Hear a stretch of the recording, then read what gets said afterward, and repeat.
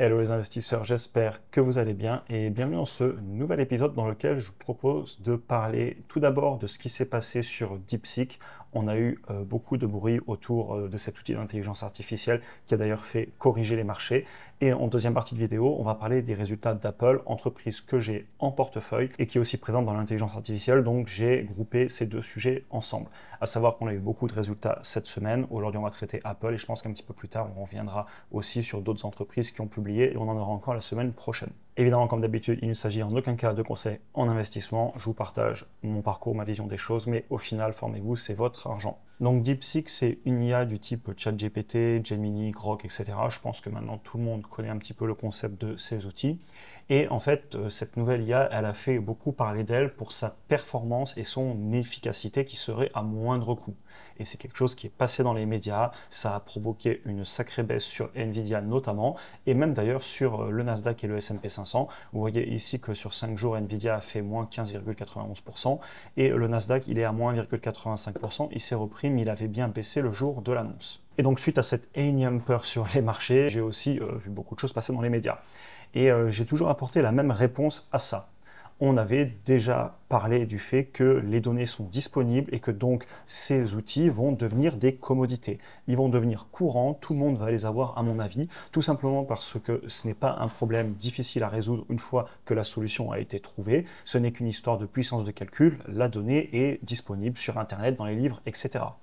Et ce que j'ai dit aussi, c'est que pour moi, c'est une bonne nouvelle parce que ces outils, les LLM, eh bien, ils vont continuer à s'améliorer. Bravo à DeepSeek et entre guillemets bravo, quoique, parce que maintenant, quelques jours plus tard que la peur est passée, eh bien, on apprendrait qu'il y a peut-être eu des infos qui ont été prises chez OpenAI, qu'il y a des serveurs de calcul de Nvidia qui ont été passés en douce pour qu'ils puissent les utiliser, alors que normalement l'accès à ces serveurs était restreint. Enfin bref, au final, souvent, quand il y a de la peur, la vérité, c'est la première victime.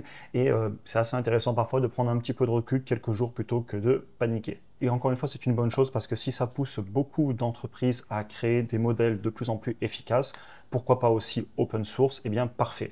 Je me rappelle du célèbre ChatGPT va tuer Google il y a 2 ans, ça me fait bien rire, on regardera où est Google aujourd'hui. Et c'est quelque chose dont on discutait déjà à l'époque. Et justement, on l'avait évoqué que pour moi, ChatGPT, ça allait devenir une commodité, quelque chose de courant. Et j'ai l'impression qu'au final, les gagnants, ça va être ceux qui vont être capables de mettre en face assez de force de frappe. On pensera Google, Microsoft, avec d'ailleurs OpenAI, WhatsApp, Meta, Amazon et Apple aussi, on en parlera plus tard parce qu'ils travaillent sur ces outils d'intelligence artificielle. Mais on n'est pas du tout encore au stade de l'AGI. Donc l'AGI, ce serait une intelligence artificielle généralisée. Et là, on aurait un vrai avantage compétitif s'il y avait justement un secret derrière, une technique spécifique, un avantage compétitif. Mais là, sur ces IA, on n'est pas du tout sur de la disruption. Et d'ailleurs, on voit que l'avantage du premier n'existe pas. ChatGPT a été le premier à en parler. Google a instantanément sorti son outil en quelques jours. Et tous les plus gros peuvent copier ces outils. Et ça m'amène aussi à dire vive les avantages compétitifs en IA, notamment les données. Autant les données de texte, les livres, Internet, c'est accessible à tous, autant pour les personnes qui vont faire des robots humanoïdes, des voitures autonomes, peut-être l'aviation, il y aura des choses à faire certainement. Là par contre, la donnée qui appartiendra à certaines entreprises va vraiment amener des gros avantages compétitifs et des barrières à l'entrée. Parce que vous avez les données publiques qui permettent de faire ces outils d'IA, mais vous avez aussi beaucoup de données privées sur Terre et elles peuvent être utilisées aussi pour des outils d'IA dans le futur. Donc pour conclure cette partie sur DeepSeek, je dirais ne pensons pas autant au court terme et attention un petit peu à la réaction aux peurs sur les marchés. C'est normal que les marchés réagissent, mais ça ne veut pas dire que nous, en tant qu'investisseurs, on doit se faire affecter par ça et commencer à avoir peur, à se prendre la tête au quotidien. Personnellement, je prends toujours du recul, parce que sinon c'est invivable si on commence à plus dormir sur ses deux oreilles à la moindre peur. Je ne veux pas faire une liste parce qu'elle serait beaucoup trop longue, il faudrait que je rajoute chaque semaine la nouvelle peur de la semaine. Donc au final, par contre, et ça c'est la leçon à retenir pour moi, soyons un petit peu rationnels, on essaie de l'être sur la chaîne, je sais que la communauté, vous n'êtes pas trop affecté par les peurs de marché, mais voilà, prenons un petit peu de recul. On continue sur l'action Apple, donc le titre devrait ouvrir entre plus 3 plus 4% de ce que j'ai vu, là on est en pré-marché. Comme toujours aussi, si j'ai une position en portefeuille, je vous en parle, à savoir que j'ai un tout petit peu moins de 5000 $ sur l'entreprise avec des gains latents de plus 386%. Donc en fait, c'est une position principalement de gains latents pour moi. Je l'avais ouverte en 2019. Et ça vous montre à quel point le long terme est puissant en bourse, puisque là, on est pratiquement sur un x5. Au niveau des documents financiers et des résultats, le chiffre d'affaires de l'entreprise a fait plus 3,9% en 12 mois glissants sur le trimestre qui finissait en décembre. On a obtenu une marge brute de 46%, ce qui est quand même pas mal pour une entreprise qui fabrique des téléphones, des ordinateurs, etc. On a quand même de la fabrication derrière, des usines de l'industrie, certes ils sous-traitent, et quand même Apple c'est une entreprise qui est extrêmement bien gérée, qui optimise vraiment ses marges, et c'est quelque chose que j'ai toujours noté sur cette entreprise. Et au niveau de la marge nette, on est à 29%, donc encore une fois, vraiment pas négligeable pour une entreprise qui a des produits physiques. Certes, comme vous le voyez ici, ils ont aussi des services au niveau de mon pointeur rouge, mais ça représente même pas un quart du chiffre d'affaires total. En haut à droite, je vous ai mis un extrait des projections de mon fichier. On voit que si je prends le chiffre d'affaires sur décembre et que je multiplie par 4, on n'a pas de problème à atteindre le chiffre d'affaires que j'ai prévu pour 2025. Donc mon fichier est clairement plutôt conservateur. C'est ce que je fais généralement. Quand je fais des projections, j'aime bien être prudent pour faire des bonnes affaires. Et au niveau des marges nettes, on voit aussi qu'actuellement, on est bien au-dessus de ce que j'ai prévu. Donc je suis plutôt content. Et ça, c'est une chose que je fais assez souvent, vu que j'enregistre mes achats et mes analyses en vidéo, mais aussi dans des fichiers Excel, etc. Je ne décide pas à la légère généralement de rentrer une position en portefeuille. Et bien dans le temps, on peut ressortir ces fichiers pour voir ce que j'avais prévu et si l'entreprise est en train de faire mieux, moins bien, ou si elle est en ligne. Parce qu'on n'oubliera jamais qu'en investissement, on est là pour faire du retour sur investissement. Le business, aussi beau soit-il, s'il est trop cher et qu'on ne fait pas de retour sur investissement chaque année pendant plusieurs années avec une marge de sécurité, eh bien autant ne pas acheter l'entreprise, c'est pas l'objectif, on est là aussi pour faire de l'argent évidemment. Je voulais vous montrer la répartition en zone géographique et en catégorie de produits. Toutes les régions sont en augmentation d'un point de vue du chiffre d'affaires, à part la Chine. J'en ai déjà parlé dans beaucoup de vidéos et j'en parle régulièrement. Ça ne va pas extrêmement bien pour l'économie là-bas. Il y a des grosses difficultés. Je ne touche pas non plus aux entreprises là-bas tout simplement parce que je ne les comprends pas. Y ayant vécu 4 ans, la seule chose que je sais, c'est que je ne sais pas. Culturellement, c'est compliqué. Et là aussi, au niveau du consommateur, on sait qu'il se serre la ceinture en ce moment et c'est pas simple. Et donc, les ventes d'iPhone, clairement là-bas notamment, elles ont baissé. Et si je prends ensuite les ventes par segment, on voit que sur l'iPhone, on est très légèrement en baisse, comme on le disait, certainement à cause de la Chine. Au niveau des Mac, on a une belle augmentation. Au niveau des iPads aussi. Au niveau de tout ce qui est montres, accessoires de la maison, on est pratiquement flat à plat. Et au niveau des services, on est sur une belle augmentation aussi. Et là, vous retrouvez un petit peu ce que j'ai toujours pensé sur Apple, l'entreprise mature par excellence que je ne veux pas sous-estimer. Leur chiffre d'affaires est cyclique, on va le voir un petit peu plus tard, et on reparlera globalement en conclusion de ce que j'apprécie sur cette entreprise. On passe sur les chiffres du business. Je vous montre rapidement un aperçu et ensuite on va aller voir ensemble les graphiques. Leur chiffre d'affaires, il a augmenté de 9,18% par an sur 5 ans en composé. Entreprise, comme on le disait, qui a des marges brutes vraiment non négligeables pour une entreprise qui est quand même en grande partie en train de fabriquer des produits et des marges nettes aussi très bonnes. On est largement là de 20%. L'entreprise paye un dividende, on le reverra plus tard. C'est une des plus grosses boîtes du monde aussi dans le top 3 du S&P 500 et du Nasdaq. A tout le temps se bagarrer avec Microsoft et Nvidia, mais bon, Nvidia a un petit peu baissé récemment comme on le disait. Et au niveau des valorisations, on est quand même un petit peu élevé, mais ça on va en reparler plus tard. Je vous amène rapidement sur les graphiques pour ne pas perdre de temps. Je voulais vous montrer le chiffre d'affaires. Chez Apple, on est quand même assez cyclique. C'est-à-dire que quand l'économie va bien, on vend de l'iPhone, on vend de l'ordinateur, et quand ça fait mal, qu'il faut se serrer la ceinture, eh bien les personnes achètent un petit peu moins. Et vous le retrouvez ici aussi en bas en pourcentage. On a des phases de forte croissance, et puis on a des fois des légères baisses, voire on peut stagner pendant quelques trimestres, et après, généralement, l'entreprise reprend des phases de croissance. Au niveau des marges, je voulais vous les montrer parce qu'ils les ont quand même vraiment améliorées dans le temps.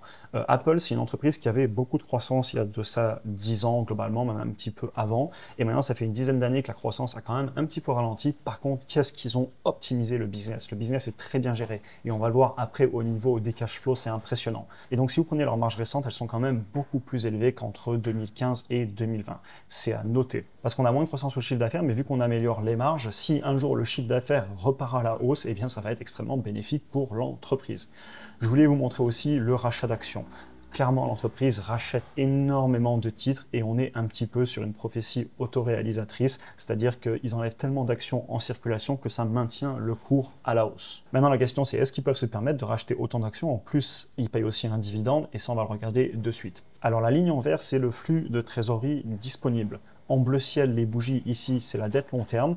On constate qu'en un an de flux de trésorerie disponible, il pourrait rembourser toute cette dette. Cependant, si vous regardez la dette dans le temps, il la rembourse vraiment très doucement.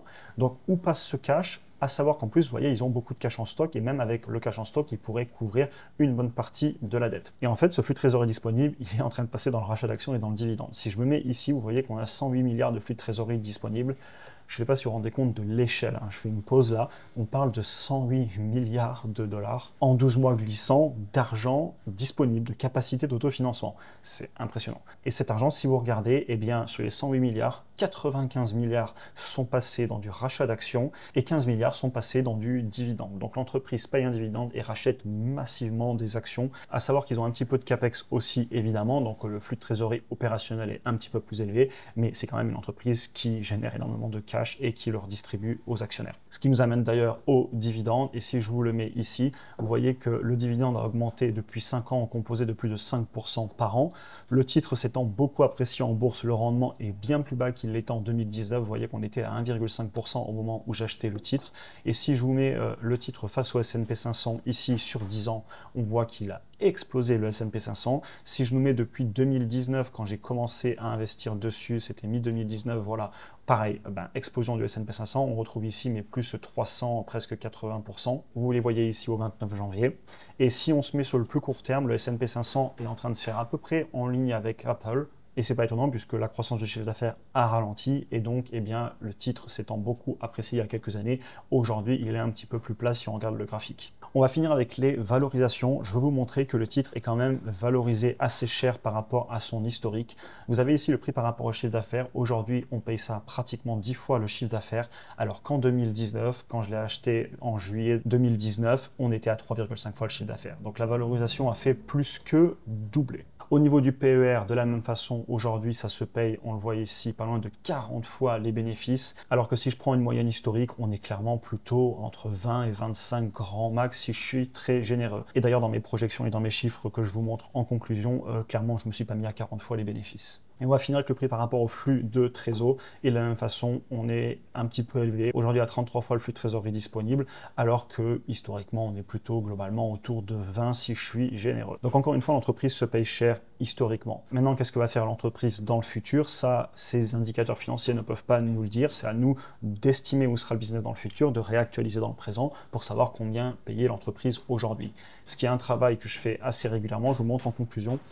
Cependant, avant, je voulais vous parler quand même de deux segments sur lesquels je vois de l'innovation. Parce qu'on entend souvent dire qu'Apple est un business qui innove pas. J'aurais tendance à dire que Apple est un business qui innove lentement et sans trop le dire. À l'époque, ils ont quand même fait les AirPods, c'est eux qui ont lancé les montres connectées, etc. Et tout ça, c'était dans les 10 dernières années. Et ces outils, je pense qu'ils ont beaucoup de potentiel, notamment les montres connectées avec la santé. D'ailleurs, je pense qu'Apple est un business qui va pouvoir faire beaucoup de choses au niveau de la santé. Et faisant moi-même du sport de temps en temps, je me suis acheté une montre connectée, et c'est vrai que Apple, c'est les leaders. Vu qu'ils ont un écosystème et que je ne suis pas chez Apple mais chez Android, eh bien, je suis passé par un autre produit. Et d'ailleurs, ça m'amène à vous dire justement, mention spéciale à Google parce qu'il y a quelques années, leur téléphone n'était pas top, leur montre n'était pas top, etc. Et aujourd'hui, ils sont quand même en train de vraiment améliorer leurs produits aussi. Et vu que je suis aussi actionnaire Google, je tenais à vous en parler. Ça, c'est des slides que je vous avais déjà montrés il y a quelques mois, mais je tenais à les remettre dans cette vidéo parce que je les trouve assez pertinents. Et dernier point que je dirais, par exemple, on en parle des problèmes auditifs et des nouveaux AirPods qui ont été validés aux États-Unis, qui peuvent faire un autodiagnostic et qui peuvent remplacer les appareils auditifs qui valent souvent très cher et qui sont aussi mal remboursés. Et là, vous voyez typiquement l'entreprise qui est en train d'innover et ça passe un petit peu inaperçu. Mais dans le temps, ils rajoutent des nouvelles fonctionnalités et ça rend les clients encore plus enfermés dans l'écosystème. De même, ils travaillent sur l'intelligence artificielle et là, on va revenir sur ce qu'on disait tout à l'heure sur DeepSeek. Si dans le futur, ces outils d'intelligence artificielle sont de moins en moins demandeurs en puissance de calcul, eh bien, on va se retrouver avec des appareils comme des iPhones ou des téléphones qui vont pouvoir faire les calculs d'IA en interne pour répondre à vos questions, etc. Et donc, améliorer tous nos assistants qu'on a sur les téléphones. Sauf qu'encore une fois, connaissant Apple, ils vont pas faire de grandes annonces. S'ils arrivent à le faire, ils vont tout doucement l'insérer dans leurs produits. Ça fera encore plus de rétention, ça fera aussi vendre leurs produits, mais ils vont jamais aller crier sur les toits. C'est pas du tout le style de l'entreprise. Pour moi, Apple, c'est vraiment un géant qui innove doucement à son rythme. C'est pas une entreprise de forte croissance, mais ils sont toujours présents. Il y a souvent des personnes qui les enterrent. Au final, ils sont là. En conclusion, sur Apple en ce moment, je ne vous le cache pas, je trouve la valorisation élevée, mais c'est pas non plus affolant au point que j'irai la vendre. On a un prix par rapport au flux de trésorerie disponible à 33, et vu que le business, quand même, j'aime beaucoup le regarder d'un point de vue du flux de trésor et aussi évidemment des bénéfices, puisque c'est un business mature, donc je peux me le permettre, et bien je trouve pas non plus les valorisations élevées. Ils font beaucoup de rachats d'actions, ça maintient le cours. Ils ont un flux de trésor et une rentabilité plutôt très bonne. Ils ont aussi cette fameuse prophétie autoréalisatrice. À force de racheter les actions, il y en a de moins en moins en circulation. Ils sont très présents dans les ETF, donc ça leur fait aussi beaucoup d'apports de liquidité sur le titre. Beaucoup de personnes sont exposées à Apple. Personnellement, je crois toujours dans l'entreprise. Ils ont prouvé historiquement qu'ils étaient bien gérés. C'est vrai que l'innovation, il faut que je surveille un petit peu. C'est un petit bémol, notamment sur le chiffre d'affaires qui est cyclique, certes, mais qui pourrait aussi encore ralentir si on n'avait pas de l'innovation.